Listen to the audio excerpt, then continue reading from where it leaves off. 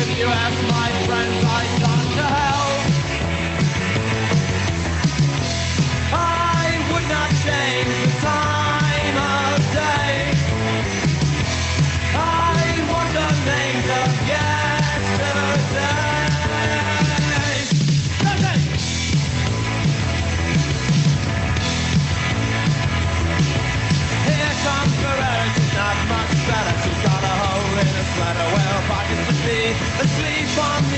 There's something else that you didn't find out about a cottage tree. I know lately, gone crazy. If you ask my friends, I'm doing well. It's doing well. Gone crazy, destiny. If you ask my friends, I've gone to hell. I would not change the time of day. I want the names of yesterday.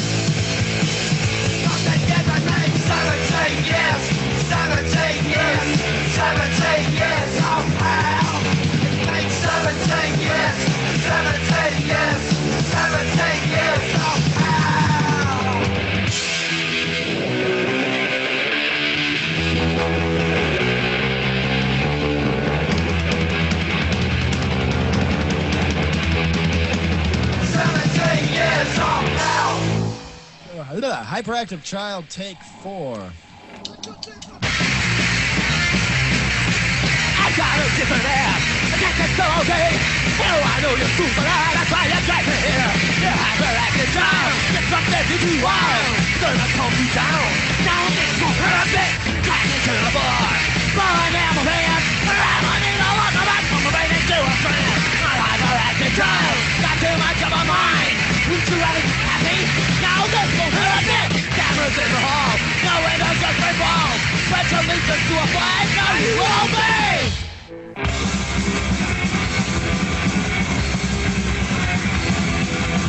You give us the license, we got that attitude. I get what you ain't do, we got that attitude.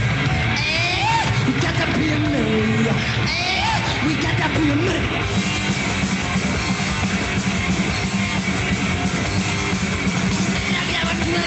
We got that attitude. I get what you wanna do. We got that attitude. Hey, we got that pyramid. Hey, we got that pyramid. We got that attitude. They got that attitude. Come on. Get on. Yeah, we got that attitude.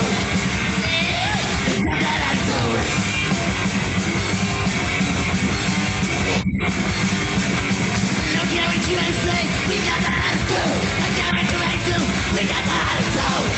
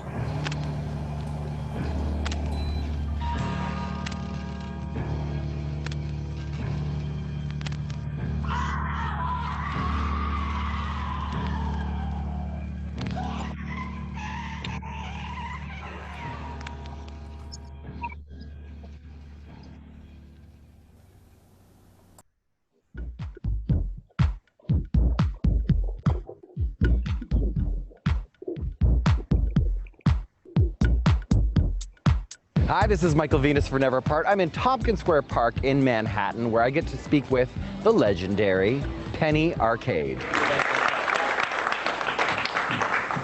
John always said that about me. You can do that yourself. Yes! In a real Penny Arcade show, we would all be dancing. Just get up and dance if you feel like it. Why not?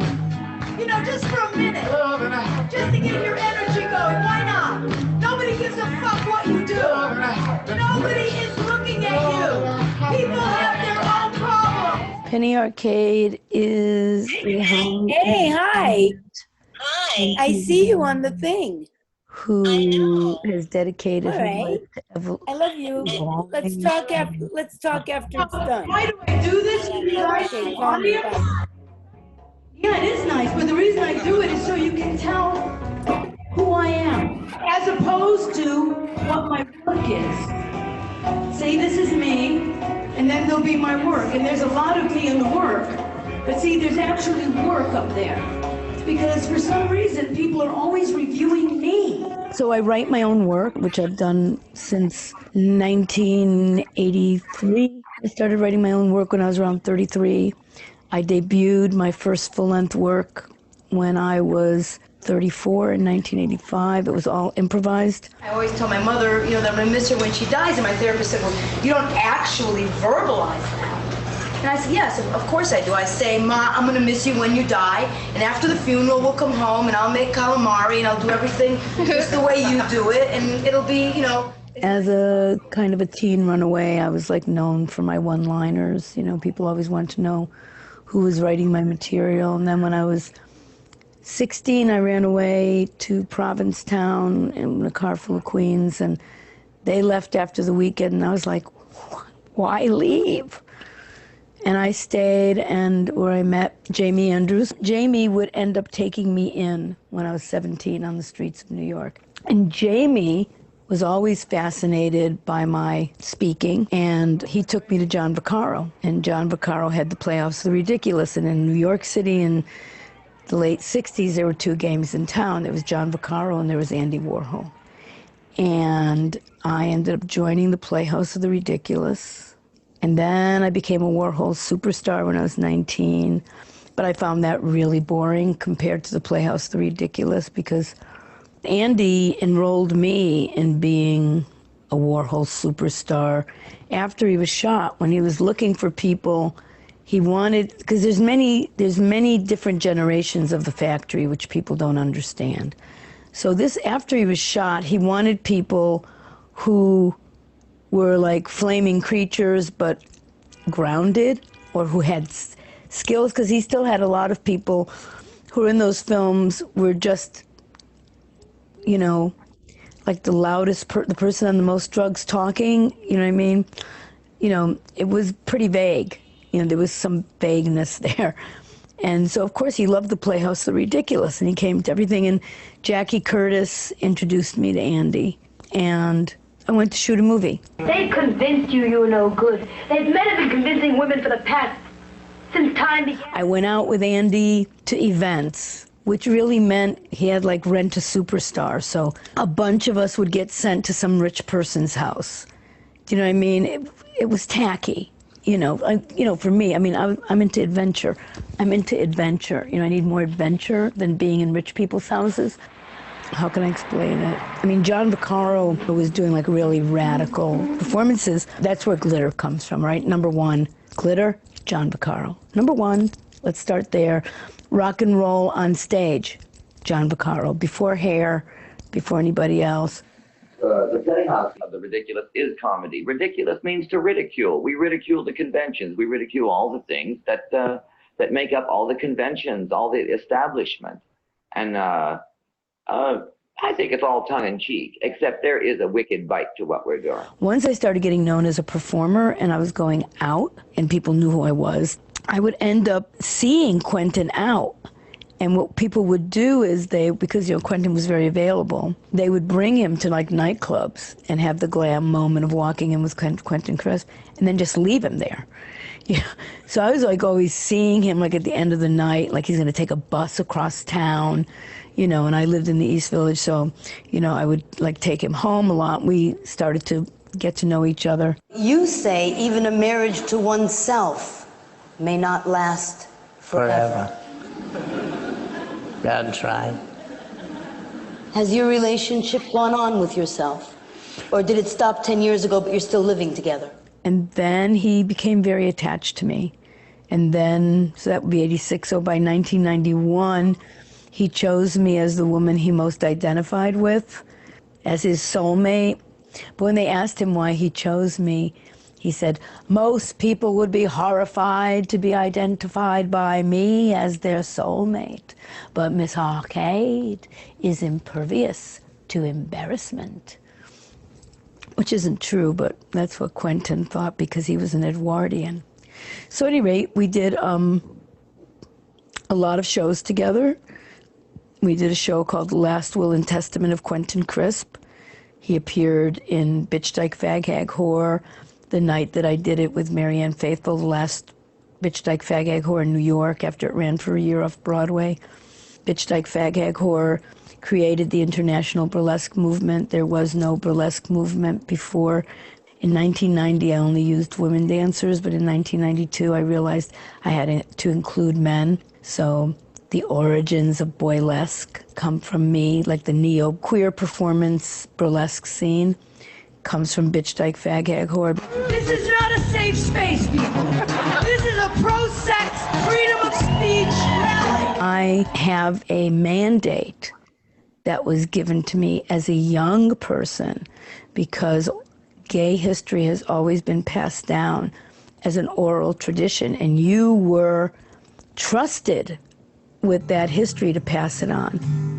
In the mid-1980s, during one of the first peaks of the AIDS epidemic, the streets of New York, the streets of the East Village, were filled with young boys and men who became ancient. And this is the role that old queens have played since time immemorial. They are the conduit. They are the connection between the ethos of the past and the present. of course, I'm an old queen, but in a period that has lost the means of measuring the value of old queens, So people want me to chirp their language, they want me to parrot what they feel comfortable with, I left home when I was 13. I've been uncomfortable a really long time, I'm not going to get, I don't care about your comfort, but I am here to support your individuality. And that's a very important thing.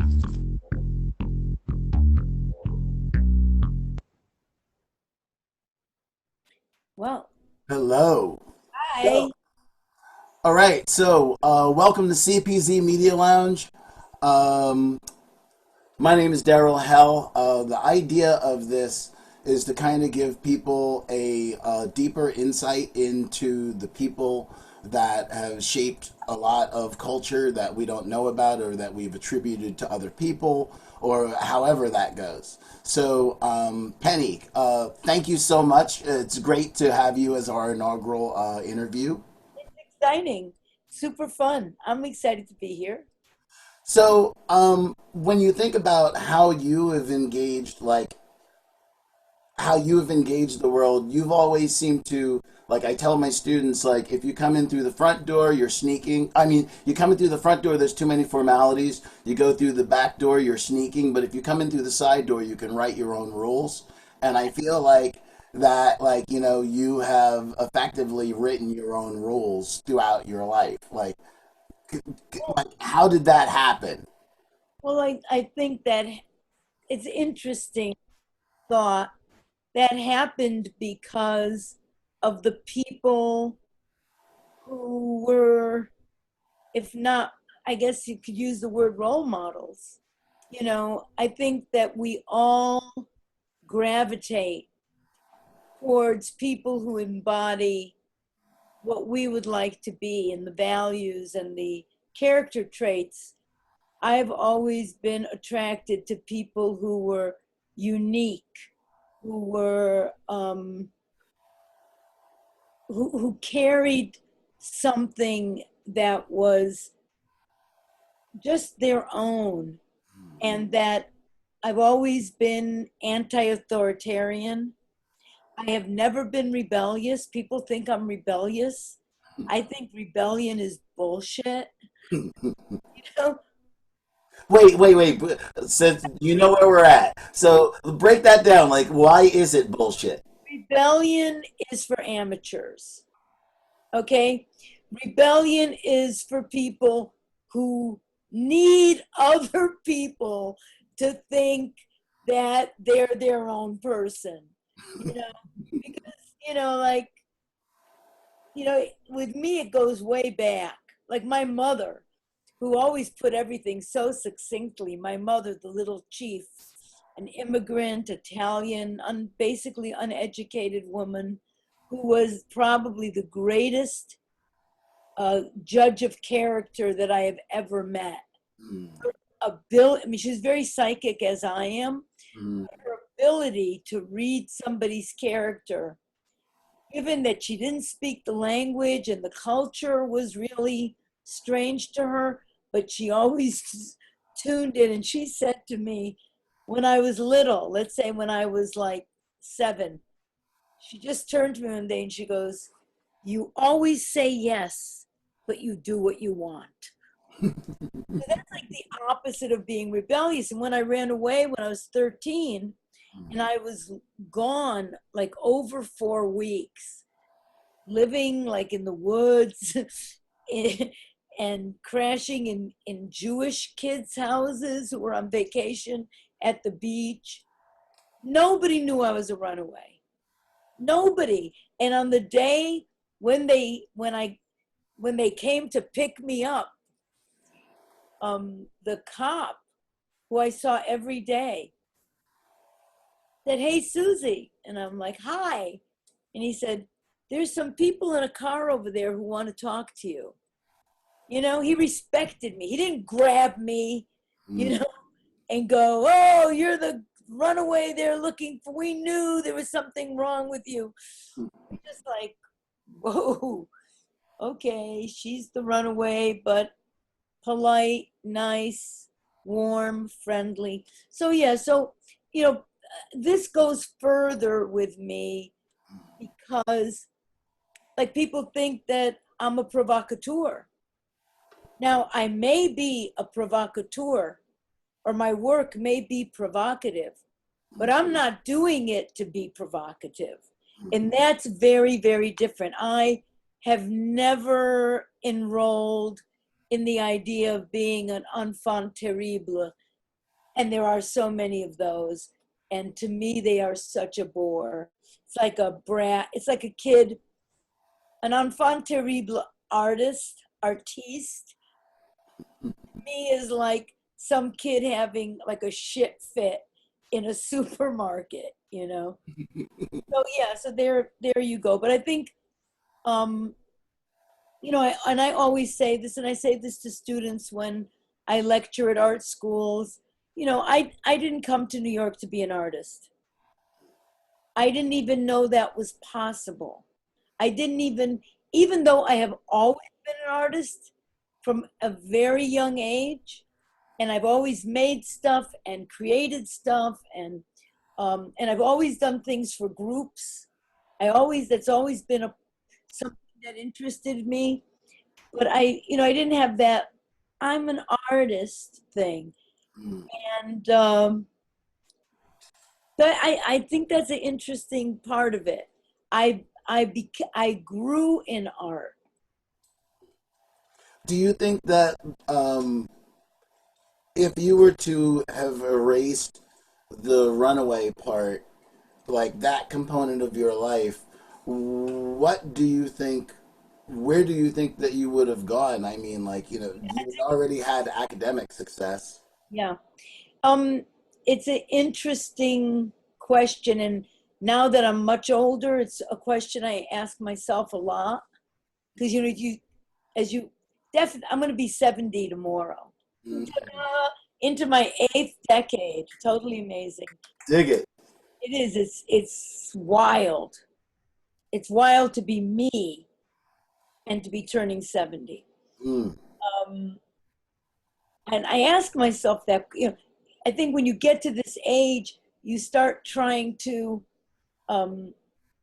untwine these different realities that you have in your mind, some of which are not true.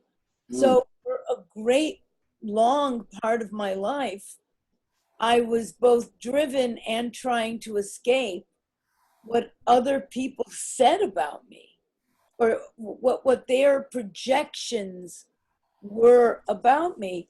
And I'll tell you, even as early as 6th grade, I could never believe how people perceived me. I really, you know, I don't know. I have such a tremendous life force. You know, my energistic reality of me is so intense. You know, it's even intense just when I'm by myself. I like entertain myself endlessly. You know, I'm always like going, you're weird, you know, but well, it's always important to control your own funny. Like if you put your sense of entertainment in someone else's hands, then that's never going to work. You'll never be happy, one. And two, the idea of throwing yourself on someone's tender mercies, you can't do it when people are neither tender nor merciful. So, so do you think that your acceptance, like the idea that you were kind of able to hide yourself as a runaway, do you think that helped you as a performance artist and like your sense of delivery? Yeah, of course. I mean, because I can move in all kinds of circles, and in a lot of times I can be invisible, you know. But what I wanted to say in terms of what I've been thinking about myself and my early life, and that said is, so much is about time and place. So when I was in sixth grade and seventh grade for sure, I was like writing comedy. I was listening to the radio, late night DJs playing rock and roll, because I was immediately obsessed with rock and roll at the age of 7.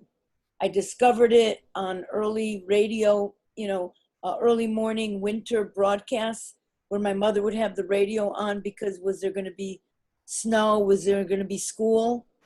And I would hear rock and roll, and I heard the Big Bopper, So that had to be like 1955 or something. And I could play piano by ear when I was 4.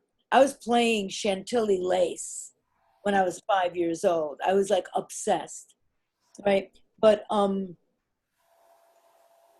I was writing comedy, and I was listening to these DJs, and I was writing them letters and sending them my material, and I was reading Mad Magazine.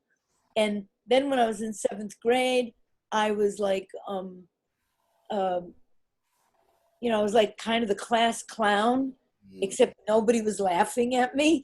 I was like in the back of the room, narrating the day, the class, and writing. So think about it. If I had been born in 1980 instead of 1950, there would have been a reality for that being a comedy writer. Now, if I had been born earlier, like say if I had been born in 1930, there also would have been a reality for being a comedy writer. But I was born in a time of upheaval. Things were about to change in a big way. So right away from, by the time I was, I had just turned 13 when John F. Kennedy was assassinated. Okay, so, I am so contemporary. I always say this. Actually, somebody wrote their dissertation on my work, and the title of it was I Am Contemporary. Because I am. I'm just so contemporary, Well, there are some themes that are timeless, and human situations that feed into that, like the idea of the loop, of the consistency of, like, even when you think of like a pandemic. I've been talking about the idea, like, if you look back 100 years at the last pandemic, 2 years after that, women in America got the right to vote, and the Harlem Renaissance popped off right around the same time. So there are these kind of moments where things are energized by the by the situation around us, like the old 60s adage that if the movement doesn't motivate you, your situation will.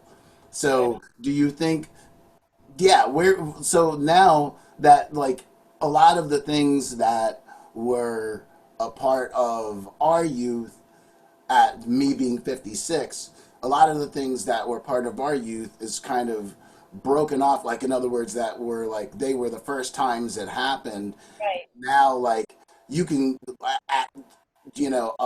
our entire staff at our school has tattoos and so on and so forth. People, you don't think twice of it. And, like, so what, like, especially from your point of view now, how do you see that entering this new phase in your life?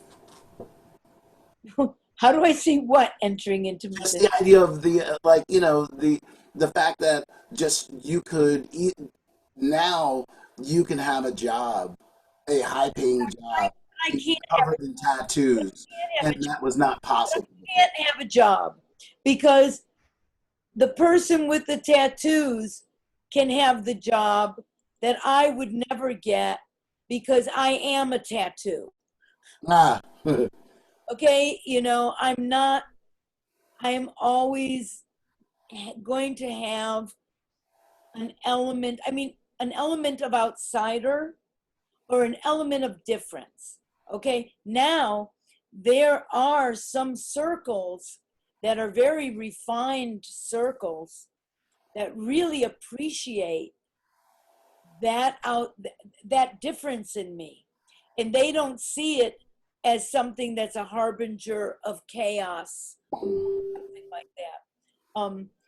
You know, the old interpretation of someone, see, because I am honest and say what I think, that makes people think that I say everything I think. If they had any idea how little I actually say, because there's no point. Like if I already know that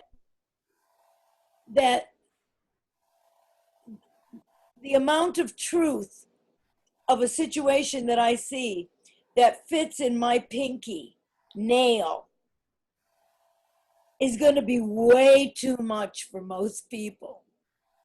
Why would I be shoving handfuls?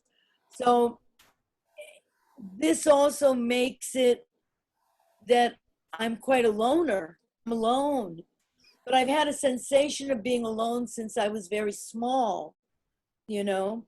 But I do want to say that when I say I'm an outsider, I don't mean like I'm an outsider like a rebel. I'm an outsider just because, for one thing, energistically, people feel that I'm different. You know, if you see a video of a concert that's shot from the back, pretty much I'll be the only person in the room moving.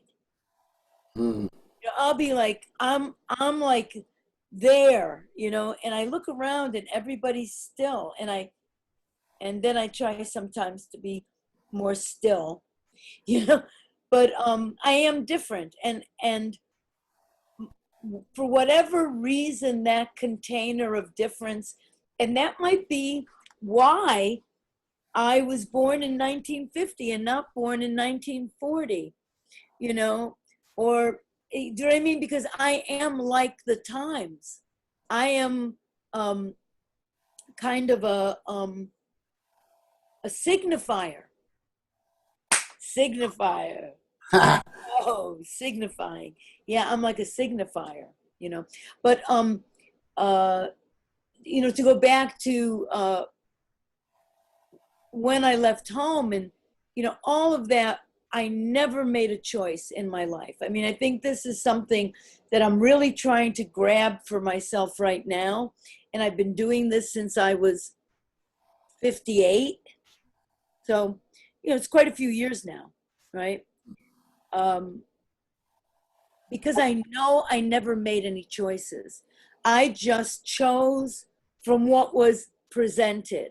It's not like I went clear, okay, I want a clear thing, whatever that word is, clear slate. Now I'm going to think, what is it that I want? It was never like that for me. It has been like that for me since I was 58. Interesting. I'm keeping it like that. Well, and like when you were talking about the idea of how you carry yourself, like my father always told me, take you wherever you go. But incumbent upon that is the idea of creating a being that's worthy of taking everywhere. So then there was the idea of, that's why I was saying about the idea of coming in through the side door, that you can write your own rules. And so consistently for me, that's really been the only way that I've found that I can maintain my autonomy while engaging other structures. So do you think, like, I mean, since we work together on New York Values, seeing your process and understanding like how you tick in that, and like if I were to kind of explode out to when me and my ex saw bitch dyke fag hag whore, Right. and the kind of like what my perceptions were at that time at the Village Gate, and then the kind of like working with you, I guess that was like um, 10 years later. Um, it was an interesting process. And so do you, like, what have you seen in the change in your process from like what you were doing when a lot of it was improv and you were kind of being presented by these other big figures, and then when it changed into the idea that Penny's presenting Penny? Yeah, but you see, the thing is that I worked with other people really till I was 21. And then I spent 10 years being an adventurer, and I still performed. I did a lot of rock and roll. I did a lot of theater. I worked with puppets, whatever I fell into, I went there, And then when I came back to New York in 1981, I saw how much things had changed. Like things, there was this whole academic performance thing that existed. There was this whole kind of cold, what people call postmodernism, going on, and it was very academic. And, I'm like, there's like a few simple things formed me. Being an immigrant, peasant, Southern Italian, born in America as a girl, formed me. Being a natural intellectual in a family that didn't understand that made you, thought you were a big shot because you were a natural thinker, and also a girl. That didn't work. Being ostracized by my family, by kids at school, by the teachers, by the society, and like not having a place to stand as a very young girl,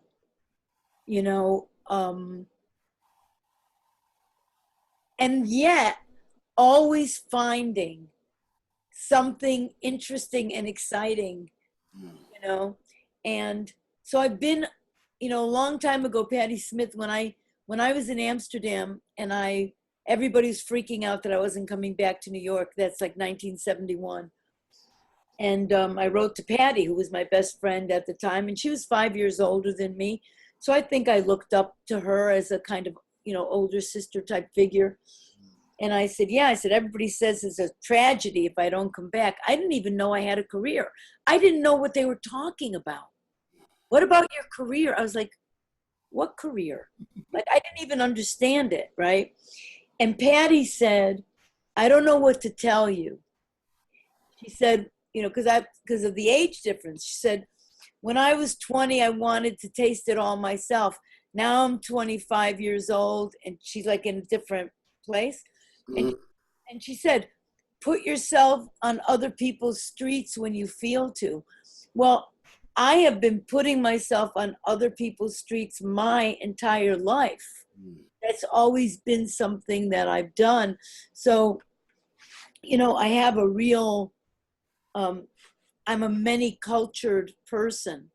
I've lived in a lot of cultures. I've lived in white trash America when I was a social worker in Maine, for which I had absolutely no training, and that was the population I worked with, right?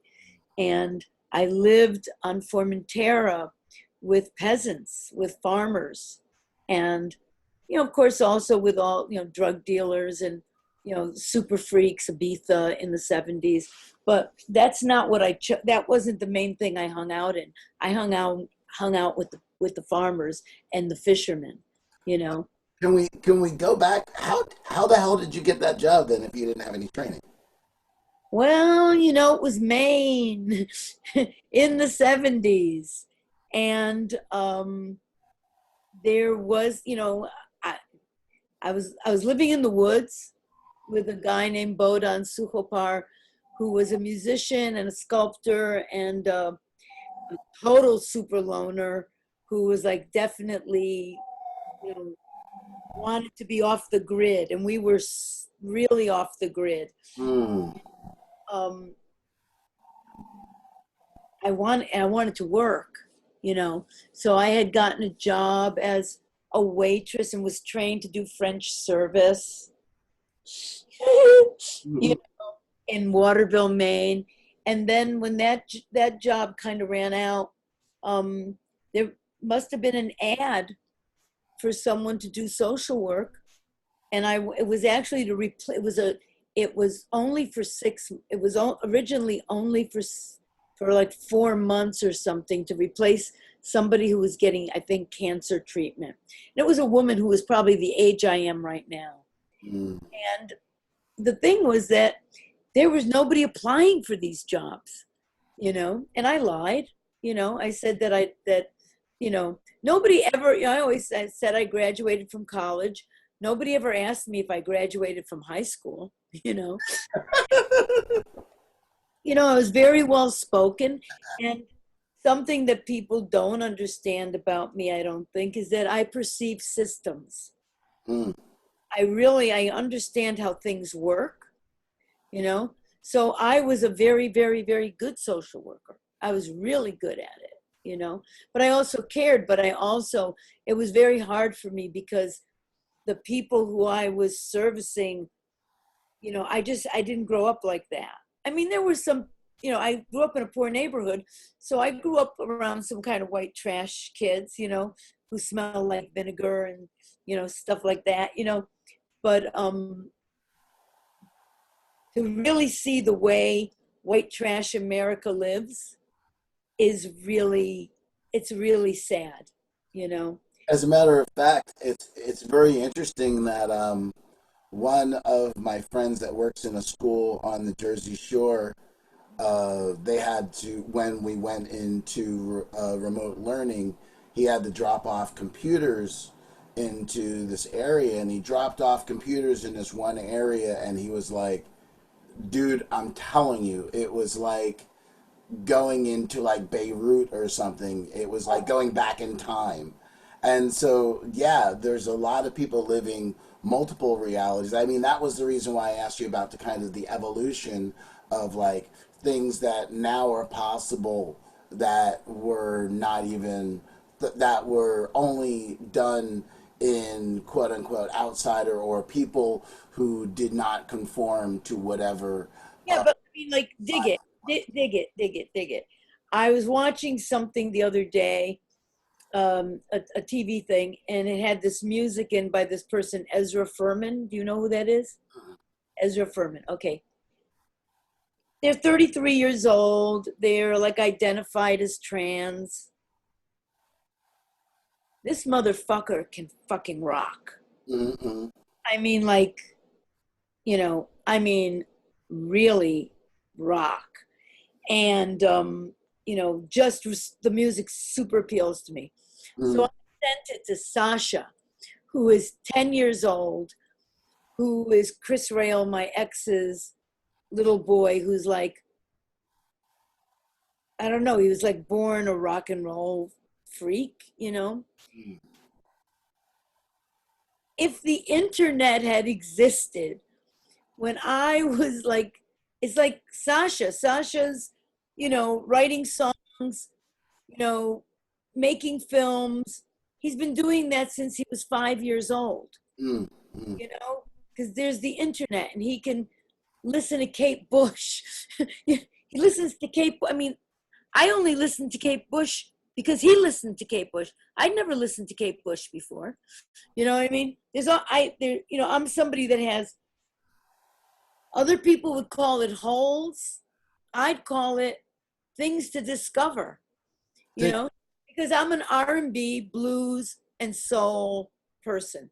That's the music I'm interested in. You know, I'm the person who plays Solomon Burke 35 times, one song 35 times in a row. You know what I mean? I have to go deep, you know what I mean?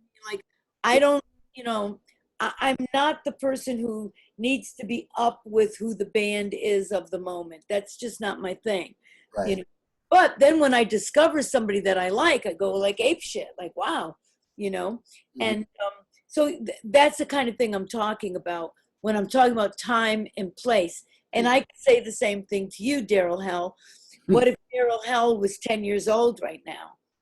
You know what I mean? Like, you'd be like all over it, you know, you'd be, you know, but we're all born into the time that we're born into for a specific reason. And it's, I think that we don't understand the system. I don't think we are capable of understanding what life is, how many lives there may be, how many planes there may be, how many facets there may be.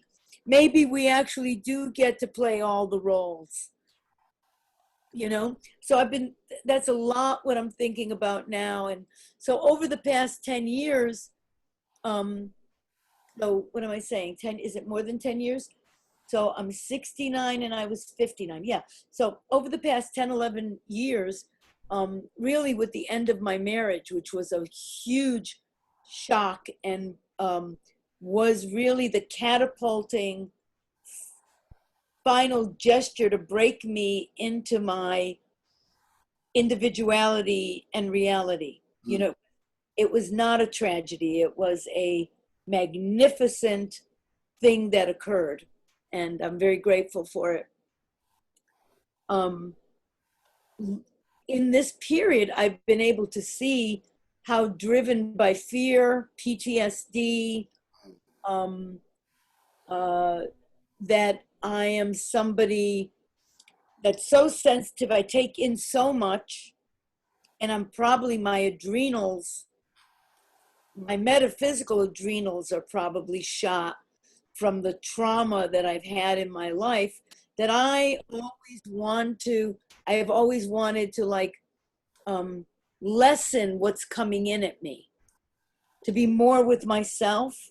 And I let a lot in, you know. I love different people and different things and stuff, but I realize now that I didn't have a sense of safety in my life until recently. I would say, like, in my relationship with Chris brought a lot of safety into my life by virtue of the fact that he understood me.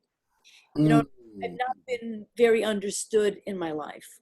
So even those early role models that I had, it's not like they were taking me under their wing and saying, wow, here's a really special girl.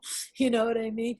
James Andrews under his wing, in the sense that he took me in off the street, and definitely like in a deft move of pinball.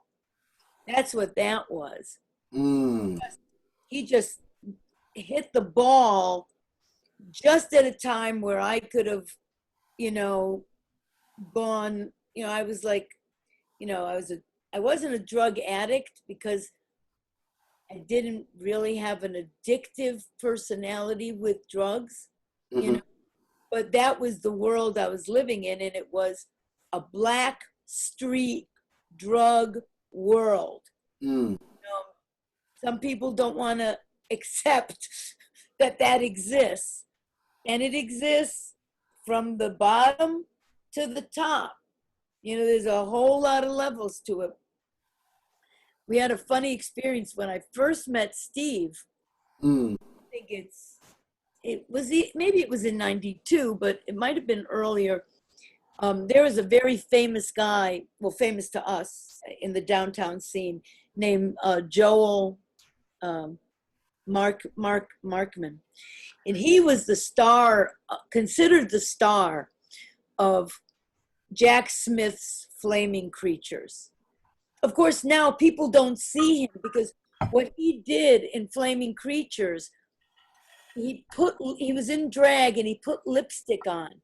And the way he put the lipstick on was considered so provocative, that it was so outrageous, that it was so, I'm looking for that word that means bad,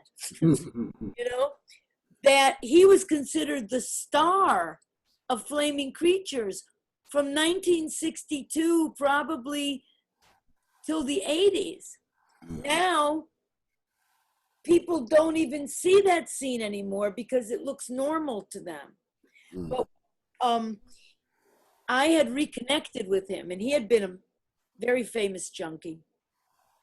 Was still a junkie. And Steve and I went out and we interviewed him. And he was sitting there and he said, there are all kinds of classes in the drug world. He goes, and you? He goes, nobody understood you. He goes, because you were so intelligent. You were so nice. You were so interesting. But you were always with the lowest of the low.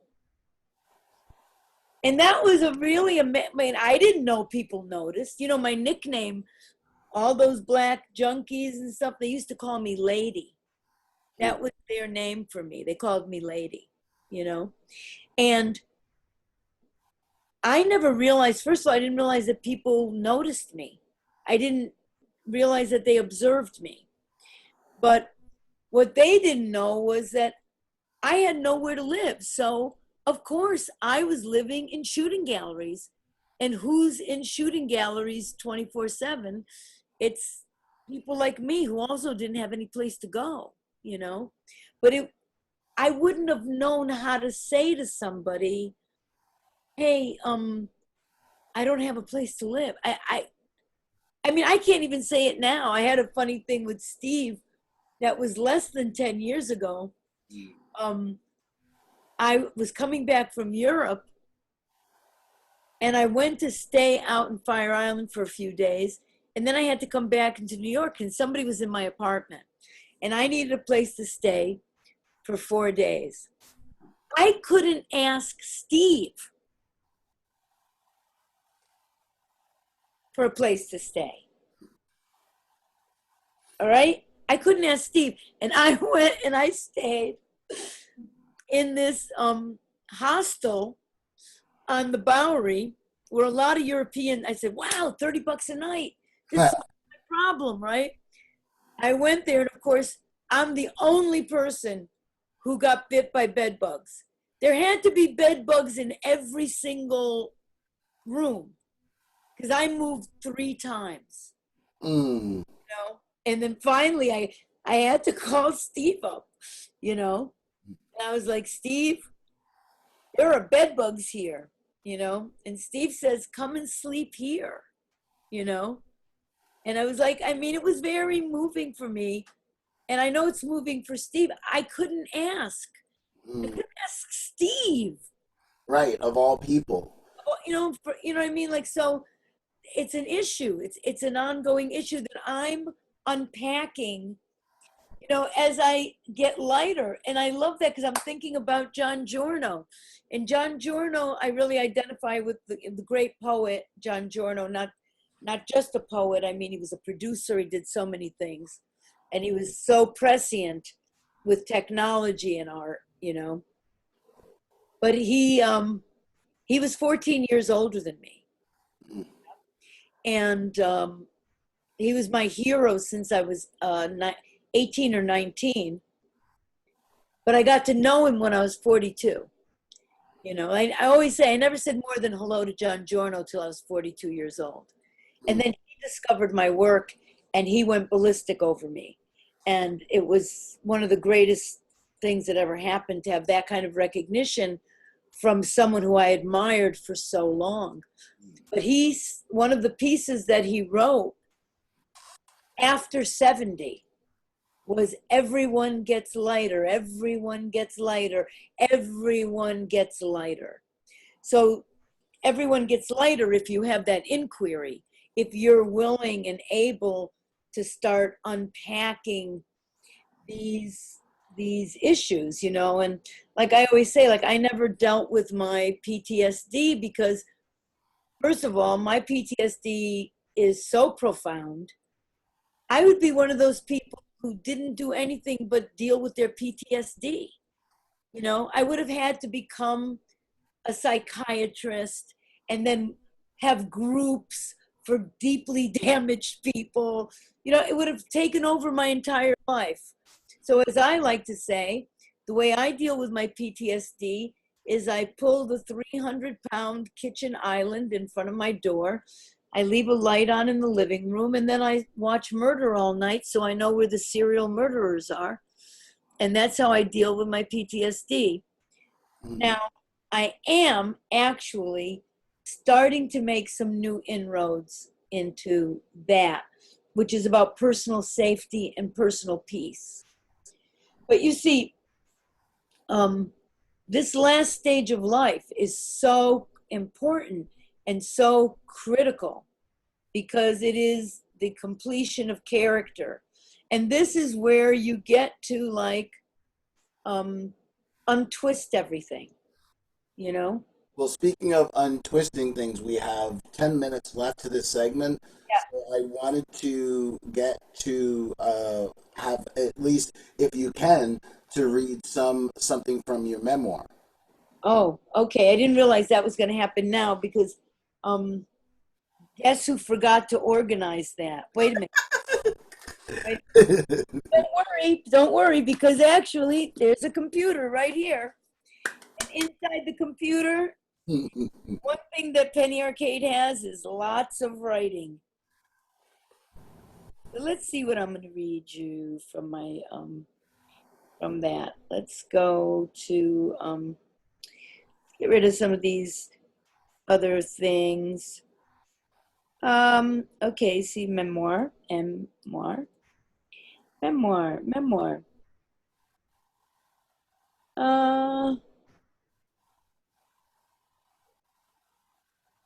This says tripping. Oh, let's look at Allen Ginsberg. Memoir, Allen Ginsberg. I was largely invisible to Allen until 1989, when the filmmaker and performance artist Jack Smith lay dying at Beth Israel Hospital. I had seen Ginsberg for decades by this time. Allen had seen me too. Let's put it this way. Allen had glanced at me thousands of times. I knew he was aware of my existence. When I started out in 1967, there weren't that many people on the downtown art scene in New York, maybe 500.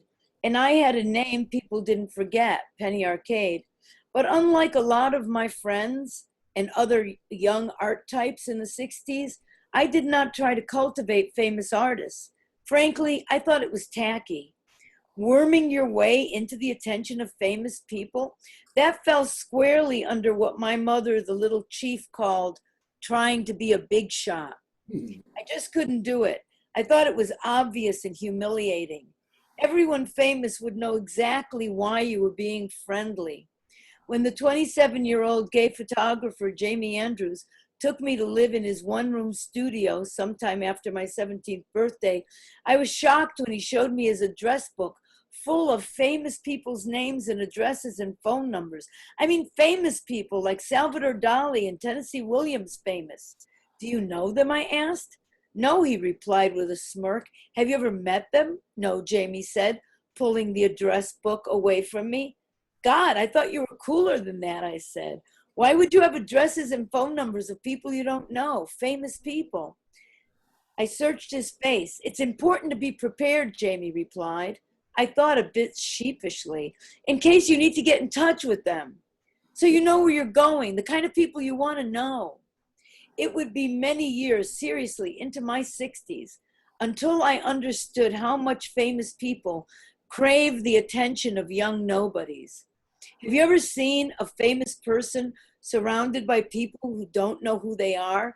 It's scary watching them twist and turn, gasping for attention like a fish out of water gasps for air. I had been trying to pull Jack Smith into a more of a sitting position when Allen Ginsberg walked into the hospital room. The other visitors perked up. Now this was unexpected.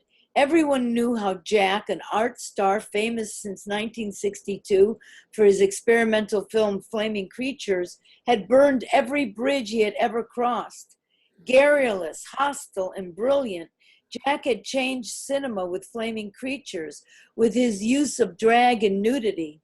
Flaming Creatures was lyrical and ridiculous and had influenced everyone from Andy Warhol to John Waters to Fellini. But for over 2 decades, Jack had been in the margins of the art world. He was known for vicious actions and bouts of genius. I had adored him since I had met him in front of Gem Spa on 2nd Avenue in St. Mark's Place when I first came to New York. And while he always seemed to me cruel, he was cruel with a twist of brilliant humor, a hallmark of gay men in that era.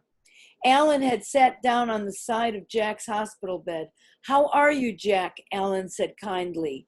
"Why is he here?" Jack groaned to me, loud enough for him to hear. "Because you're in the hospital, of course," I replied, trying to make the tubes coming in and out of Jack seem normal, arranging the blankets around him. "I don't want him here," Jack shrieked. "He's ignored me on the street for 20 years. I don't know why he's here." "It's because you're dying, Jack," I said in the most matter-of-fact way I could muster. "He wants to show you his respect." "I don't want his respect," Jack spluttered, grasping the handrail, trying to pull himself up. I glanced at Ginsberg. He was completely at ease. I wondered if he might be deaf. "Penny," Alan suddenly spoke, "how is it that you know how to take such beautiful care of Jack?" I stared at Alan. I was surprised he knew my name. I had never heard him say it before. "Because I love him," I said simply. And Jack gave a huge grunt and pulled himself up off the pillow. "It's because I'm not a walking career like you." Alan didn't react at all. Jack's head fell back on the pillow. The action had taken all his strength. "I really don't know anyone with AIDS," Alan said to the people around the bed. I couldn't believe my ears. "Seriously, Alan," I said, "you're the most famous homosexual in America. How is it possible that you don't know anyone with AIDS?" How about Howard? Oh, then I stopped. So that's where that stops. Because he was friends with this guy named Howard, I think it's Howard Solomon, who made a famous documentary about William Burroughs. And he was one of the first people that a lot of people in that milieu knew who died of AIDS, Howard. I didn't know him. But at any rate, there's a peak. Is this so? Is this the first time that you, after, because right now there's a bunch of people who've written memoirs that are like in their 30s and such. Like, is this the first time that you've written a memoir? Like, when do you think was the first time that you kind of started this process? Well, I mean, certainly all my work is memoir based. Right. So, but it's based on memory because all art is based on memory.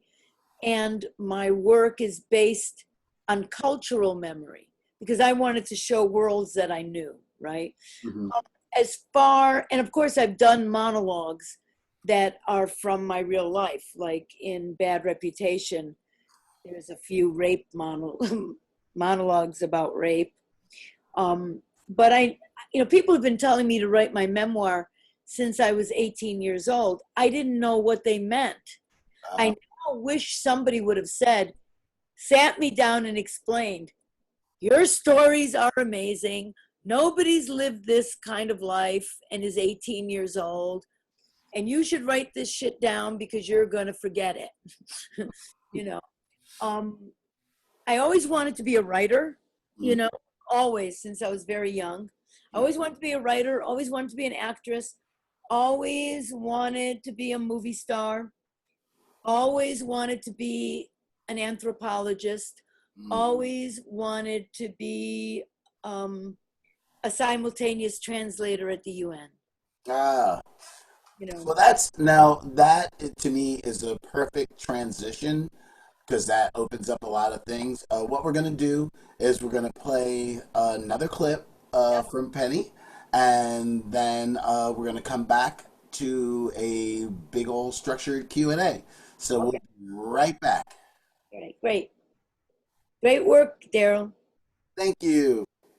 You too. Thanks. And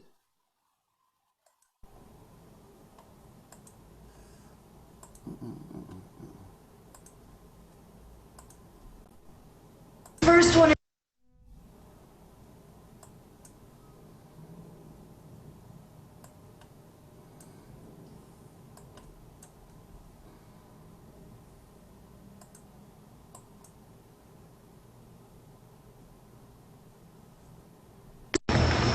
I'm the first one in my family born in America. My family immigrated here from Lucania. That's in the south of Italy between Naples and Bari. You've never heard of it, except when they had the earthquakes in 1980. Remember? The people there live lives of sorrow, committed to misery, in the presence of death. Malaggia miseria. You've heard the concept that life sucks and then you die? They invented it. Their life hasn't changed there since 3,000 years before Christ. Actually, they're not really Catholics. They just use Christianity to hang all their pagan beliefs on. Between the age of 1 and 6, I thought that Jesus, Mary, and the saints were just relatives who hadn't left the old country yet. I mean, nobody ever told me that they were holy or that they were God. I would just come in, and my grandmother would say, Bacia Gesù, which means kiss Jesus. Between the age of 1 and 6, no one ever spoke to me except to give me a direct order. Eat this. Lay down. Get up. Wash. Go out. Come in. Come in. Come in. Come in. Come in. Nobody ever discussed anything with me. Nobody ever had a conversation with me. No one ever asked me what I thought about anything. Nobody ever asked me how I felt about anything. I know it seems a little isolated, but it really left a lot of room for my imagination. By the time I was 4, I could recognize all 13 different Blessed Virgin Marys in my grandmother's bedroom by their different outfits. I mean, in actuality, when I started meeting drag queens, it was a very small step I was taking.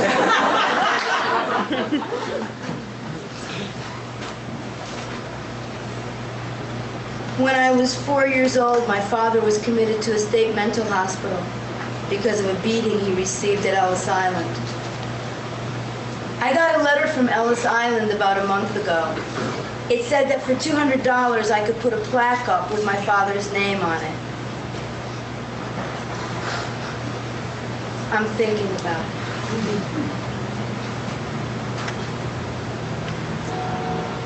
My mother went to work in a sweatshop when my father got put in the state mental hospital. The welfare department used to call my mother up 4 times a year and ask her to go on welfare. They didn't understand how somebody could raise 4 children on $50 a week. The reason that she could was because our grandparents took care of us and because my mother made all our clothes. My mother would ask me what I wanted to wear, and she'd take out a big piece of paper and I'd draw a picture on it, and then she'd show me a bunch of material that she had in her basement, and then she'd make a pattern. So I wore a lot of unusual clothes to school.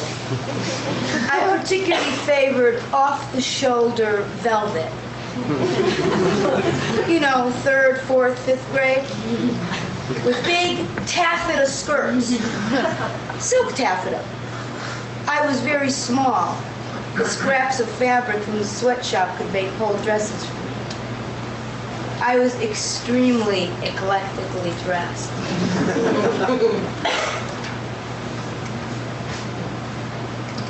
As I grew up, I really identified with my father a lot because all Southern Italians believe in bad blood.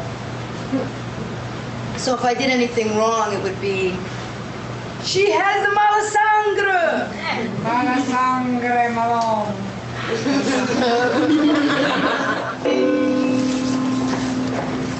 But you never talk about your childhood. What's there to talk about? I was born. I was small for a while. I got bigger. I went to kindergarten. It was modern America. I came home. I opened the door. I skipped 6 centuries. It was medieval Italy. I was a serf. When I was 5 years old, I made the mistake of telling my family I wanted to be an actress. When I grow up, I want to be an actress.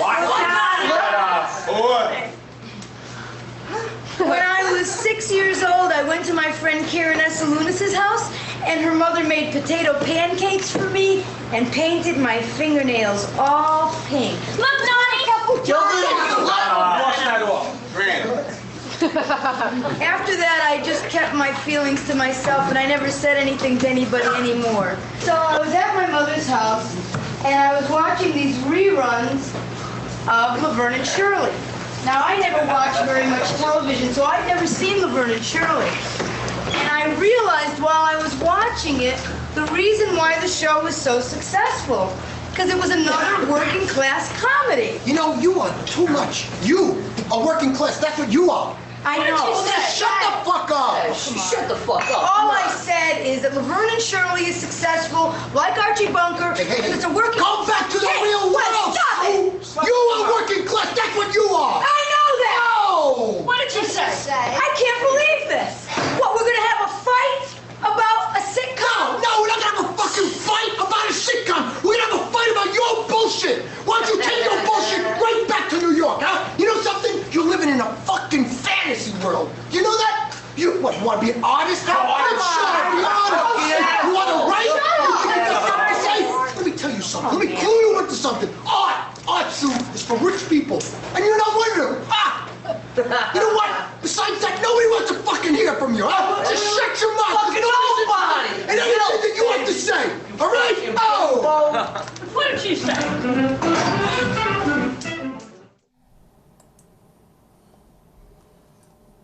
Oh, hold on a second, Penny. Hold on a second, Penny. You got to unmute yourself.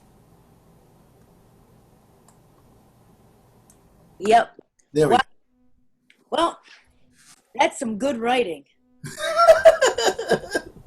So what we're going to do for this second part, I like the number of people. So what we're going to do is I'm going to unmute everybody. So that way anybody who would like to ask a question, you can unmute yourself and then you can ask the question. Cool. So do we have any questions to start with? Switch views here. I could ask something. Penny, I just wanted to ask you, like you said, good writing.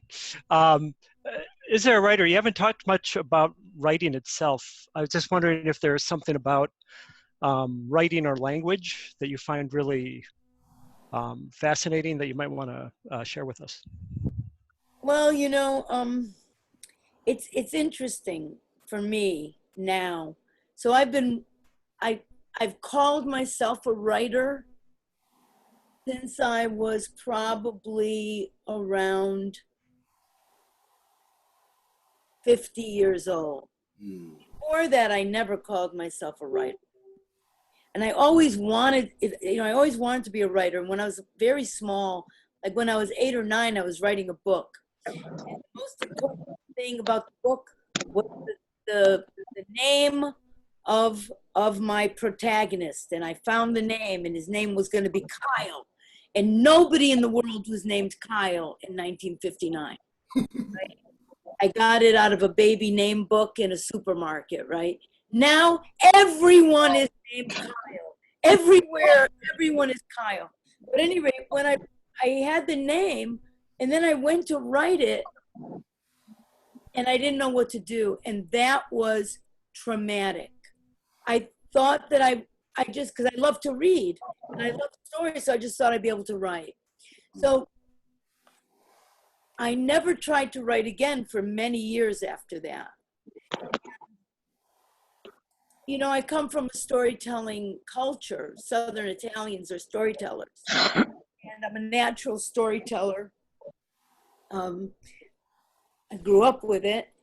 And now that I've been writing, you know, because in 1989, I did an event for, what's her name? Annie Hamburger from, oh God, Steve will remember the name of it. You know what it's called. She's a big producer. And she was— On-Guard Arts. Huh? On-Guard Arts. On-Guard Arts. Well done. On-Guard Arts. And she had me filling out a grant in her office. And then I got to this part and I said, but they want to know, you know, if I'm a writer. And Annie Hamburger was like, Penny, just get over yourself. You're a writer. You're a writer. You know, even though I'd never written anything down, you know, I had never, everything was always improvised. So then, and I think in my 50s, I really started writing. That's when I started writing a lot of essays. So would you like to do a follow-up? Well, no, I still haven't finished the question. Oh, I'm sorry. Okay. So in 1985, when Jackie Curtis died, Danny Fields called me up and he said, listen, Details magazine called me up and they want me to write Jackie Curtis's obituary. He said, I said, the only person who should write it is Penny Arcade. And I said, but Danny, I can't write it. I'm not a writer. And he goes, of course you're a writer. He goes, of course you can write it. And for days and days and days, I smoked cigarettes and walked around my typewriter. Finally, I called Danny and I said, Danny, I can't do it. He goes, what's going on? I said, I'm smoking cigarettes. I'm playing music and there's a sheet of paper in the typewriter and I'm walking around it.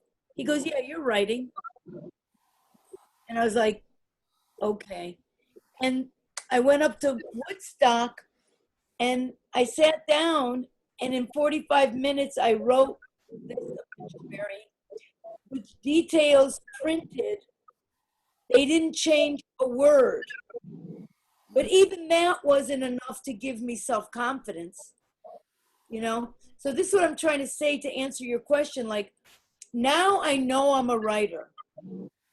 Now I know I've always been a writer. And I'm saying this for you guys who are listening, because you may be like me. I mean, I think the reality of a lack of confidence, which is an innate, it's not just a lack of confidence, because I mean, I'm a very confident person in a lot of ways, but the kind of confidence that you get between the age of 4, 3, and 6 that is mirrored to you, where you're supported. Now, a lot of people have it. You know, Darryl, I think you got that because you're a confident person, A to Z. I'm sure you have your areas where you're not, but for some of us, we don't have that innate mirroring that takes place from people who realize they are raising human beings and that they need to recognize what that little person needs, you know, or to reinforce, you know what I mean? So as a writer now, you know, my writing really took off in my 50s. And that's when I lived with Chris Rail. And Chris Rail is an excellent writer, studied journalism, and comes from a highly literate family, you know. And I think that living with Chris, not that he ever helped me with the writing. I mean, he would sometimes, you know, maybe look at it or something, you know, or, you know, suggest things. But I think just living with somebody, being around somebody who was a very literate person did a lot for me. And, you know, of course, getting older. So yeah, now I'm a real writer. And so now I think I should write. But I haven't been writing, so there you go. And so would you like to ask a follow-up to that? No, that was a fantastic story. Thank you very much, Penny. Thank you. Anybody else? I have a question. Hi, Penny. I have read that I think in the late 80s you did a performance in a room at the Chelsea Hotel as Nancy Spungen. Yeah. And I'm wondering if there was a recording of that. That was actually, see how synchronistic things are. That was actually On Guard Arts. That was commissioned by On Guard Arts by Annie Hamburger. And actually, that was the first time I wrote a script because the other people who were going to be in it were unwilling to improvise. So there was the young English kid that I met, who I cast as Sid. He said, I can't just, you got to tell me what to say. And then Mitch, who I was with at the time, who played the Rolling Stone interviewer, he said, no, I need a script. And then the pizza delivery boy, everybody wanted a script. So it was pretty wonderful. It was an amazing event. Something interesting. I think I don't know if there's video of it or not, but one of the things that was amazing was that I auditioned a bunch of people to play Sid. And when I met this kid whose name I don't remember anymore, I said, listen, you can have the room at the Chelsea for 2 weeks before we open, but you can't clean it. So I had this like 21-year-old kid, and the place was like just pizza boxes on top of pizza boxes, cornucopias of cigarette butts and coffee. It was unbelievably filthy, to the extent that when it was reviewed in the New York Times, the reviewer, who wasn't Frank Rich, it was the other guy. Who knows his name? Katarina, you know his name? Jack Anderson. Mel Gussow. Mel Gussow said, this show calls into question the housekeeping standards of the Chelsea Hotel. And what happened was that week I was supposed to be doing Sid and Nancy, and the next week I was going to play Edie Sedgwick the night that Edie Sedgwick burned down her hotel room. And the fire department found out from reading the New York Times about this room and came and saw the room and closed down the entire, the whole event. Not just me, but the other 3 people who were playing, we were all closed down. Now, Squat Theater was like on the 6th floor. They had a goat. So maybe that had something to do with it too. But yeah, that was amazing. And one of the things that I did was I took this guy with me out into the lobby way before the show started. And we were just, acting drunk and on drugs. And I was just insulting everybody. And at one point, I went and I was kicking, if you know the Chelsea Hotel, from the lobby, there was a door to El Quixote. And I was kicking the door and screaming, Sid wants a drink! Open the fucking door! And kicking, and everybody in the lobby was like flipping out. And then the double doors opened from the Quixote. And it was all of the waiters and busboys with baseball bats. I wish that somebody had a photograph of that. Yeah, it was pretty amazing. It was pretty wild. And I wish I could remember who was. There was a woman, I went up to this woman because people were brought to each show independently, and mine was the last show they went to. And when I saw a group of people waiting to go into like the second show, which was David Van Tighem or somebody, this woman was standing there and she said something to me, and she was wearing this necklace. And I said, oh, that's really nice piece. Being obnoxious. And she said something nasty to me. And I said, you're just jealous because you're old. And I mean, I was like really, like really totally acting out. At the end of the night, when people came to my room and realized that I had been in character the entire time, they flipped out. But this woman, this is a weird, one of those synchronistic stories, and it's really sad because I cannot remember who it was, but this woman who I'd insulted, she had actually met Nancy Spungen mother in a group for parents of murdered children.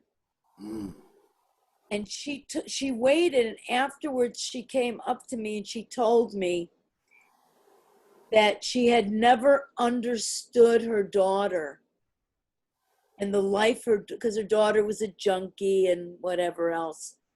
She had never understood her daughter until she saw my performance.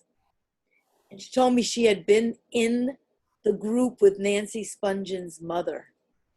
And there's a lot of that in my life. Steve should have made notes over the past 20 years of those synchronistic events that happen like that. Marie Cardinal had asked, did you actually say yes to the plaque after all? No. You said no. No, I said no. I didn't do it. I mean, yeah, I didn't do it. Well, what I mean, but let's get into that a second. Just the idea, like, what was it like to have this kind of, like, okay, on one side, it's like, okay, you can remember what Ellis Island is, so on and so forth, but that memory wasn't some rosy memory. For me, it wasn't, and actually, so La Miseria was in 1991. So when my uncle, my father was one of three brothers, and two of the brothers were 14 years older than him and like 12 years older than him. So they had not grown up together, and they had escaped Italy. They had escaped my paternal grandfather, who was a very strict middle class. He was the captain of many ports. Like he moved around the country and was like the captain of the port. And I think he was very authoritarian. And they had escaped, and they came to America. And my father was the youngest, and he had grown up with his three sisters and with his father. And he was a merchant marine, and he had been to university. He spoke 12 languages. He was an outrageous kind of guy. None of this I knew because I didn't hear one good word about my father until I was in my 30s, and I went back to Italy and started finding out stuff about my father. And so there was still I had a lot of confusion about my father. And I actually have developed a relationship with my father energistically over the past, I would say, 30 years. It's it's very hard when you don't see somebody after you're 3 years old. And Marie Cardinal, of course, who asked the question, she has a similar situation with her father, who was Louis Cartwright, who was Herbert Huncke's partner, the famous junkie. And but in Marie's case, she's found writings by her father. I only have one piece of writing from my father, where I get a real sense of him. And when also the thing is that, Italians don't speak the same languages. So even though my mother spoke a very, very high, very refined Italian, because she was brought up in a boarding school / Protestant orphanage by very wealthy people who raised all the children there, the ones who could do it, to this very high standard, which I never understood. I never knew that till I was 43 years old, that my mother spoke that kind of Italian. I thought my mother was a peasant and spoke only dialect. I found that out from Lena Pallotta, the journalist. She talked to my mother for 10 minutes on the phone one day, and she got off the phone and she goes, your mother does not speak like a peasant. Your mother speaks like a debutante. And I'm like, what? She goes, your mother speaks a much more refined Italian than I speak. I'm like, really? So my mother met my father on the boat where my father was being deported after he was beaten at Ellis Island. When he recovered from the beating, he was beaten by 6 guards. And I found that out from my Uncle John, from my Uncle Nick at my Uncle John's funeral in 1983. But I didn't really, you couldn't put things together. It takes time, and I think Marie will understand this too. It takes time to put things together. You have to start thinking in the way they lived. It's very hard to put these things together. And then when I went to Italy, so what I'm trying to say is my mother and my father spoke the same language. My grandfather and my father could not communicate because my grandfather spoke a southern dialect of Neapolitan, but actually a very old, it's called Italo-Gallico. Even Neapolitans wouldn't have understood my grandfather, okay? So my grandfather and my father couldn't communicate at all. So I got my grandfather's version of who my father was. And it took me many years to understand who he actually was, what his intellect was, what his experience was. And I had a lot of I had psychic experiences when I went to, in around 2006 or 2007, I went to Savona where my father was born, and I just walked, and I felt led to this place with it's a coastal city. And I was trying to find the street where my father was born because after my mother died, I had the long form of my father's birth certificate, and he was born on Via Parina, and I could not find the street, and I tried.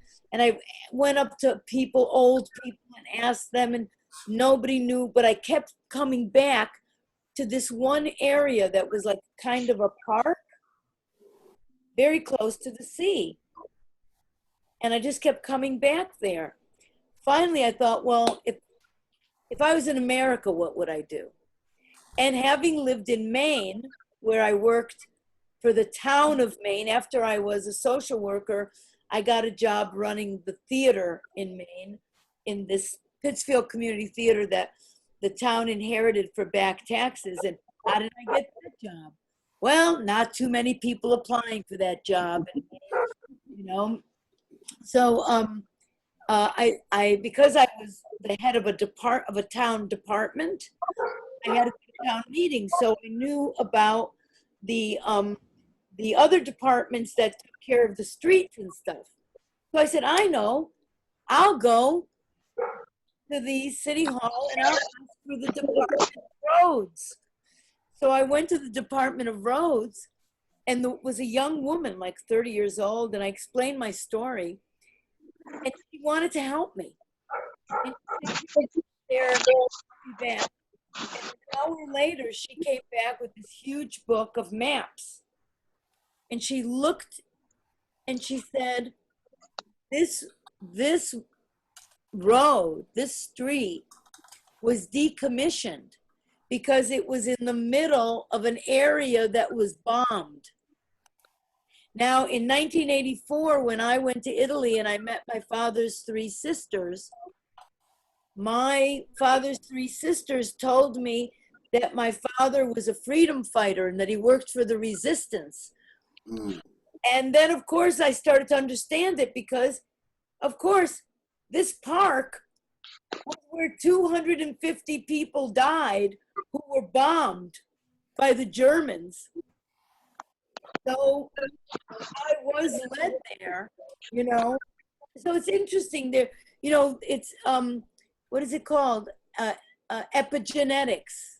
You know, I'm very interested in epigenetics, that we have knowledge in us that is genetically passed on, not only our eye color and our height and our weight, these other things that are passed on to us that live in our bodies, that are traumas, that are joys, that are, you know, maybe there's a reason why I like licorice. Maybe there's a reason why I like the ocean, you know?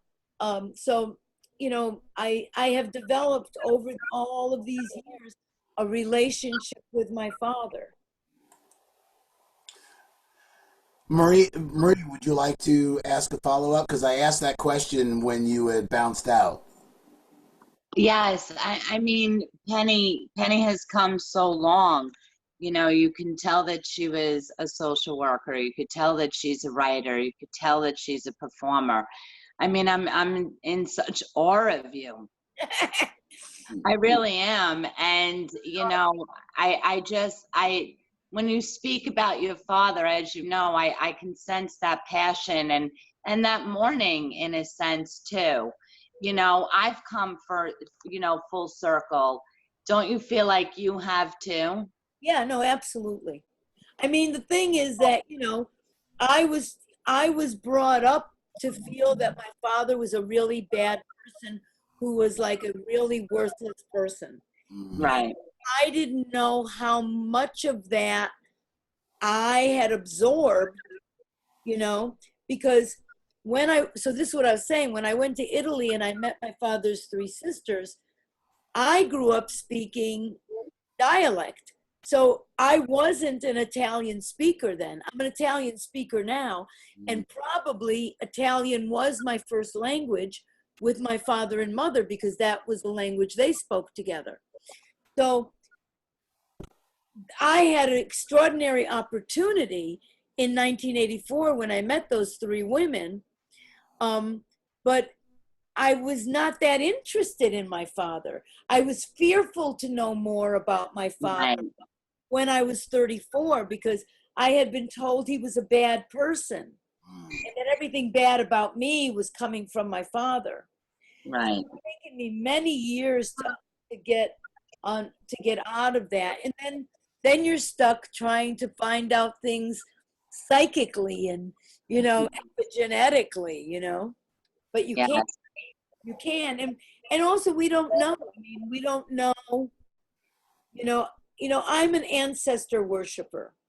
You know, I live with my ancestors, and so, you know, I believe that I have traveled with these people many times.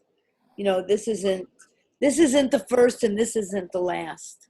But maybe I'll just be smarter next time. I don't think you could be any smarter. I know, maybe not smarter, less fearful, because I had to deal with the fact that I'm a very, very fearful person, and people don't know that about me. And you know, really, Darryl, that's something I could say to you from, you know, when I worked with you in 2002, that because I'm fearful, I strike out, you know, and that's like has been big, because I also don't know that I can say no. There's all these things that I'm just putting together now. And also because of the PTSD, you know, I just, you know, I get emotionally overwhelmed. And if I get emotionally overwhelmed, then I have to cut. You know. Also, I have one peculiar thing. If somebody doesn't understand what I'm talking about, I cannot continue the conversation. So that is a very difficult thing, and it'll happen with Steve all the time. He'll think I'm talking about something else, and he'll keep talking, and I'll be going, I'm not talking about that, and I can't continue, you know. So you know, we all have our fluky things. Yeah, it's interesting, like that kind of communication for me, I feel like as a high school teacher, it took it in a different direction where like my students I have students that will ask wonderfully off the wall questions. So I have two students that are guaranteed that will ask a question like, and just verbatim question. Mister, so if something fell out of the satellite and it hit the school, and would you get in trouble if we got hurt? Like that's like, and we're talking about theater tech. So like, you know, so like, so, but like, I feel like I've been able, it has helped me communicate better. And be able to hear where they were going versus the idea of trying to fit them into where I need to understand them necessarily. Like, It's an interesting. I thought about telling you this earlier. It came up in my mind earlier, and then I didn't do it. But now I should tell you. So, in 1996, when we came back from Vienna, we're doing a show called Sissy Sings the Blues there. And I had a friend, the only person I was still friends with from my hometown was a guy named Tony Norris. And Tony was gay, very interesting guy, super interesting guy, but somebody who didn't have to leave the town. Stayed in the town. He was on the Connecticut Council for the Arts, and he was a labor organizer, and eventually ended up having a huge organic farm business that he ended up bringing into the town, and actually made this organic farm on 8 acres of a former Italian nursery in the middle of the ghetto, right? I mean, he was a remarkable person. He died too young. He died when he was like 55 from a brain tumor. But anyways, this guy, and he was an astrologer on top of everything else. Okay. Tony had said to me earlier that year, if I organize a show for you, would you, if I bring a busload of people from New Britain, Connecticut, will you do a show for us in New York? Because he had never seen me perform live. And there's a girl named, oh my God, what's wrong with me? Silvers, oh my God, Trudy Silver. She's an amazing jazz pianist who grew up in our town, and she grew up in the other part of town. Her father was a judge. She's Jewish. She's an amazing jazz piano player. I mean, up here. She has a place called 5C. They don't have it anymore. Her husband is a black guy named Bruce Morrow, who's a huge, like a a jazz aficionado, almost like a historian, right? Anyway, she had 5C. So Tony and her were tight, you know. And I had said to him, sure, if you want me to do a show, I'll do a show. I thought this will never happen. So I come back from Vienna and he calls me up. He goes, remember last September? This was March. I said that if I was gonna organize. I'm like, yeah. He goes, well, we're coming. How about next Sunday afternoon work? And I was like, what? And he goes, yeah. He goes, and Miss McCarthy's coming with us. And Miss McCarthy had been my homeroom teacher in 7th grade. And she was the drama department. And she was also a lesbian, which none of us knew this then. And all of the, like arty kids, I guess, I didn't know that, but a certain kind of 9th graders all hung out. They were in the drama club and they hung out in her homeroom. And her homeroom, I was in her homeroom in 7th grade. I said, wow, Miss McCarthy? So I asked Miss McCarthy if I could audition for the drama club in 7th grade. And Miss McCarthy had said, no, because you will be an overactor. She wouldn't even let me audition, nothing, right? That was 7th grade, okay? The next year I got put away, all right? That year, that was when I ran away, 13, right? I ran away, and got put in Marion Hall for 2 years. So I had never seen her again. Okay, I have this on video. Kenny Angel Davis videoed it. We go to 5C and I do a performance for 26 people from my hometown. And I said, I can't be a bad girl if 26 people from my hometown come to see me in New York. I mean, how can I say that I'm and I always said, I never said I was a bad girl. I'm a good girl, Any rate, I did pieces from Sissy Sings the Blues, which 1996, and you'll remember this because we used it in New York Values. And I say, downtown New York used to be filled with writers, painters, photographers, filmmakers, musicians, junkies, whores, and weirdos. Now it's filled with NYU students pretending to be junkies, writers, painters, photographers, filmmakers, musicians, junkie, whores, and weirdos.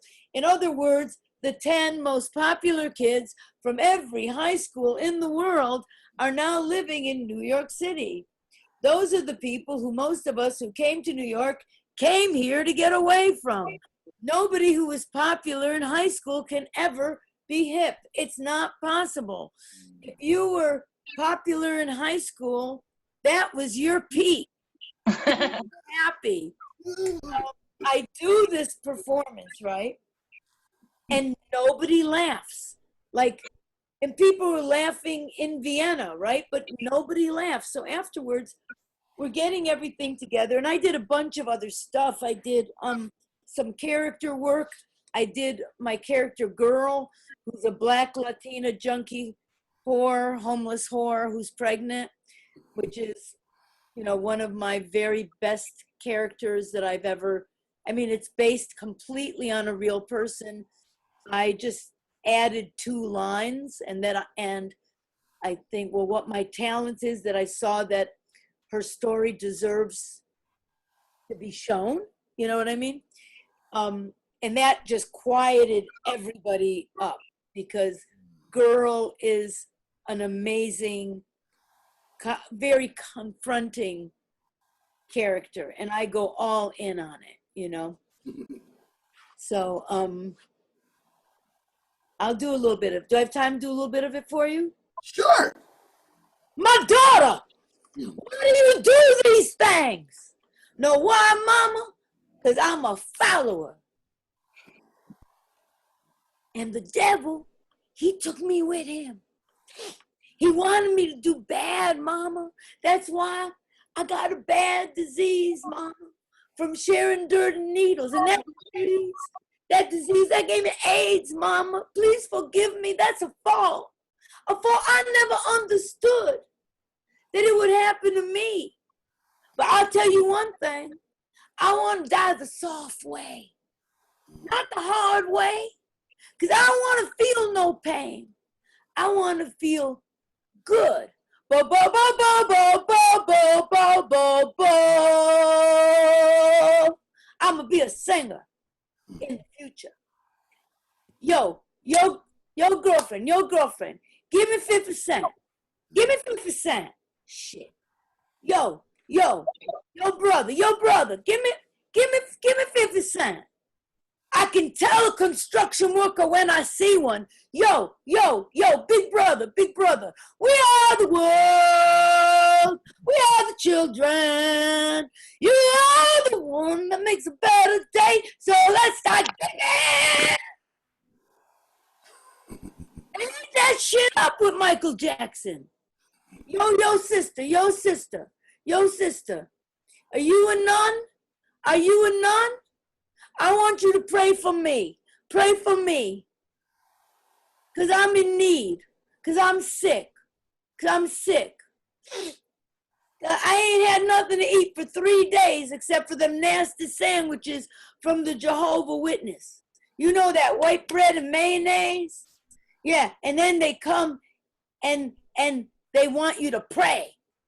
I said, I'm praying for ham and cheese. I'm gonna kneel down and I'm gonna be your follower. And then you can be my follower. Because I was sick and you visited me because I was a stranger and you made me welcome. I was hungry and you gave me something to eat. All right, I'm gonna tell you what I'm feeling.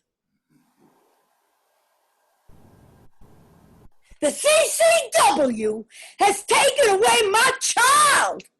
I was an IV drug user. No. Because my sister, she told them that I was crazy. Yo tengo un nena. I have a que me la quitaron. They took her from me. Yo sufro por ella. I suffer with all my life. When the nighttime comes, I go to the moon, and I write my daughter's name. Her name is Naima, and I would die for her. And I would go through pain just to see my Naima. I also suffer with a disease. I IV myself for 15 years. I also share dirt and needles. And now I suffer with that disease called AIDS. If you don't believe me, I show you some papers. And I also suffer with a heart murmur. I also suffer with asthma when I breathe. And I'm going to stop there. Wow, thank you. Right on. Yeah. And so I did that piece. So they were all like, and it gets bigger, if you can imagine. So at any rate, thing's over. Kenny's packing up, the camera. And I said, man, you notice? I said, I did that stuff about nobody's popular in high school. I said, not one of them laughed. And Kenny looks at me and he goes, Penny, it's people from your hometown. They were all popular in high school. Never occurred to me. Never occurred to me. So we go to leave, and I'm walking alongside Miss McCarthy. Ooh. And Miss McCarthy says to me, I had no idea you were so intelligent. Okay? I had no idea you were so intelligent. And I looked at her. I said, do you remember you wouldn't let me audition for the drama club? And she looked at me, she goes, oh, she didn't remember. She didn't remember. She goes, oh. I said, yeah. I said, you said that I would be an overactor. And she said, overactor indeed. Mm. Right? So then we went to lunch went to eat at Mama's. And I sat next to her. And I said to her, I mean, I can't remember how old she, anyways, it turned out she was 13 years older than me. And I said, wow. I said, so when I was 13, you were only 26. You were really young. I mean, she was a grown-up to me, but she was really young. And she said, yeah. She said, I had just come to teach there. I said, oh, really? I said, where did you teach before? She goes, in a Catholic school in Hartford. I said, oh, really? I said, which one? She goes, oh, it doesn't matter. You wouldn't know. I said, try me. She goes, really? She goes, it really doesn't matter. I said, was it Marion Hall? She had taught in the reform school that I had been in. And I looked at her and I said, if you had put that much energy into me, I wouldn't have ended up in reform school. I mean, not to lay it on her, but that was a reality. If she had let me, I needed a way out, you know what I mean? And theater could have been my way. Well, eventually theater was my way out. Do you know what I mean? But so I'm saying that to you as a teacher, and this is, I think, what really informs me as a theater artist is I am always brutally honest and as open as possible on stage, because I know I could be affecting someone in that room that I do not know.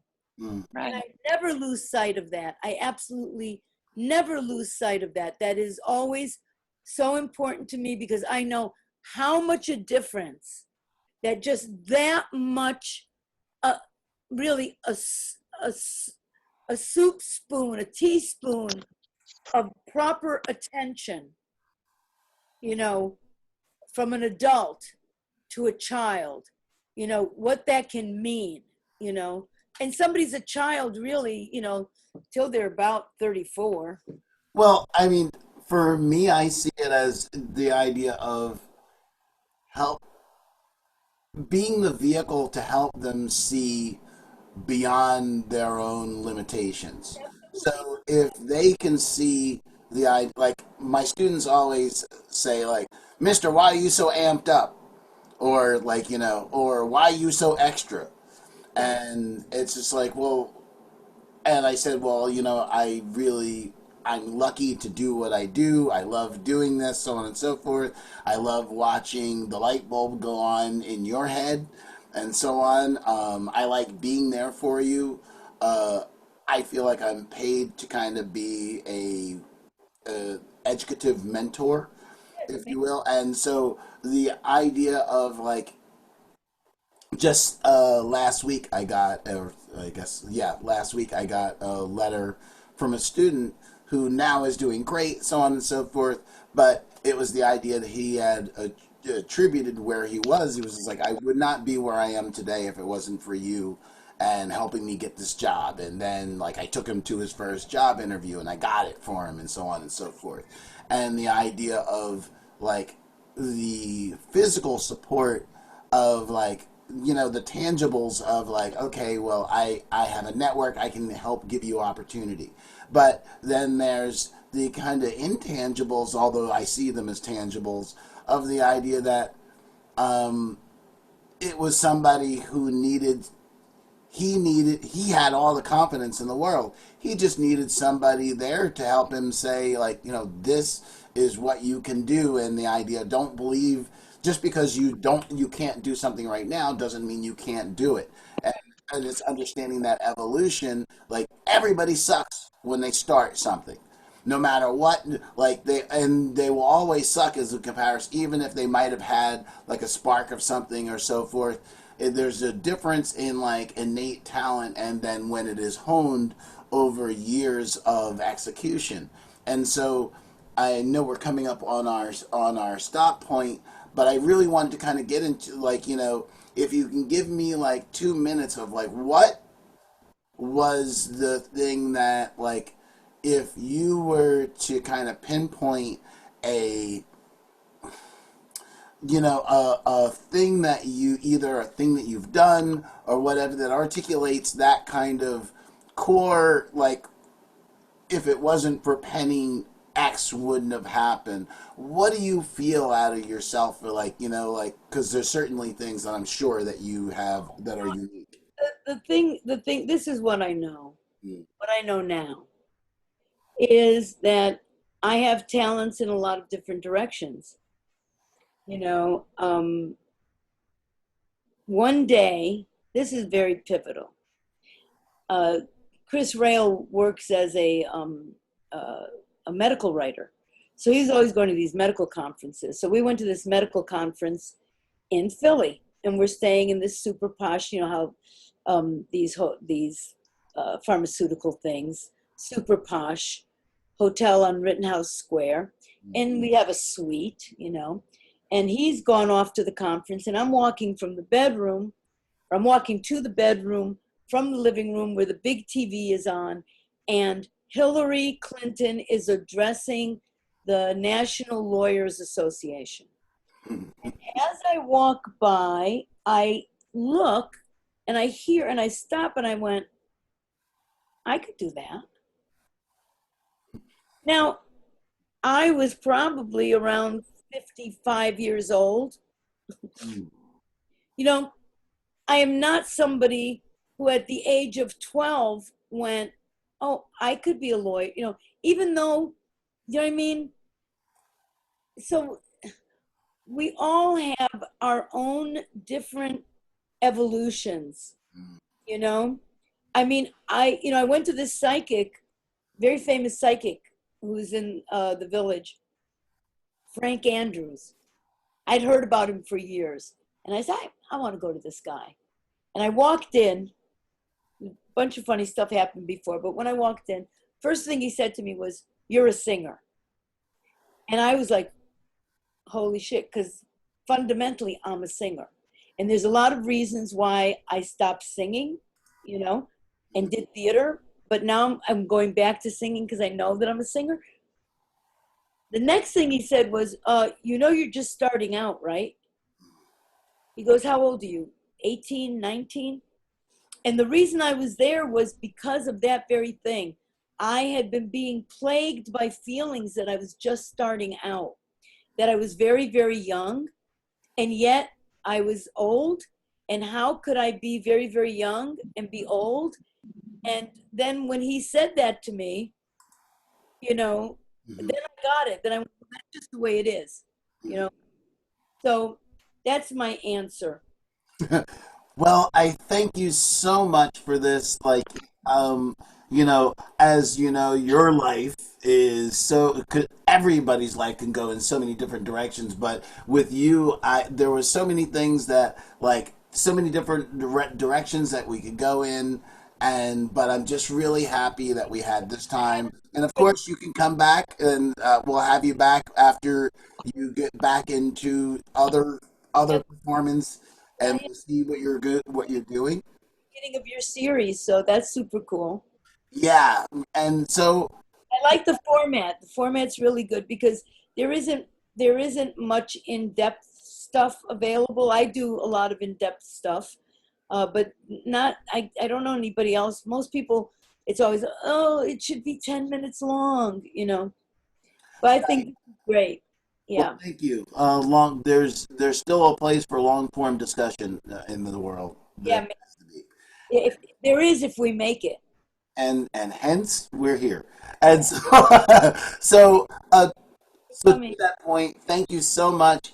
And so for next week, we have Evan Michelson from the show Oddities, and she is going to do an hour of a show as if she directed it. So that you're not going to want to miss that. And just stay tuned to our Facebook page, and then you can see the different stuff that we're doing and the other 5 events in the series. It is kind of a weekly, but there are weeks that are skipped. So there are 6 in this series, in our season, if you will. There will always be 6 in the season. And so thank you so much for attending. And as I said, I was going to get everybody out of here at 10 o'clock, as we will. So take care. Peace. Thank you. Peace, everybody. Peace out. Take care. Bye, everybody.